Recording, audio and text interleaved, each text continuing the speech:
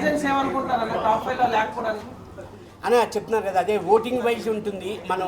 మన చేతిలో లేదు, అంత ఓటింగ్ వైజ్ బట్టే మనం వెళ్తున్నారు.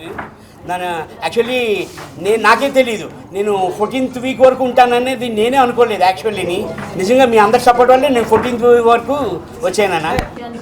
బిగ్ బాస్ హౌస్లోనే బిగ్ బాస్ సీజన్లోనే హైయెస్ట్ రెమ్యూనరేషన్ మీరు తీసుకున్నారని చెప్పి కూడా బయట అంతా టాక్ ఉంది.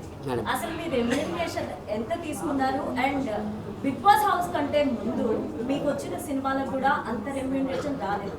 సో దీన్ని ఎలా చూడొచ్చు? అండ్ మీకు ఎంత రెమ్యూనరేషన్ ఇచ్చారు? మేడం యాక్చువల్లీ అగ్రిమెంట్ ఉందండి మేడం, అది బయటకి అనౌన్స్ చేయకూడదు.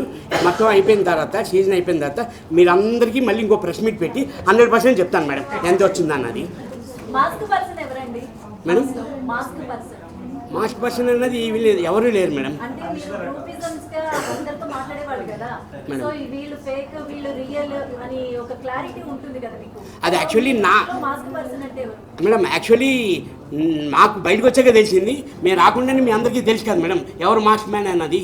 మీ అభిప్రాయం ప్రకారం నేను అడుగుతాను. అంటే నేను ఇంకా చూడలేదు మేడం అవన్నీ, ఆ వీడియోస్ అన్నీ చూసి నేను మళ్ళీ చెప్తాను మేడం. మేడం నాకు అనిపించింది, నాకు అనిపించలేదు, అందరూ ఫెయిర్గానే అనిపించారు మేడం. అంటే కాస్త కూస్త నేనే మాస్క్ వేసుకున్నానేమో నాకు అనిపించింది. లేదు మేడం, మన సేఫ్ కదా మేడం. అసలు సుమన్ ఇక్కడ ఏమనిపిస్తే అదే బయటకు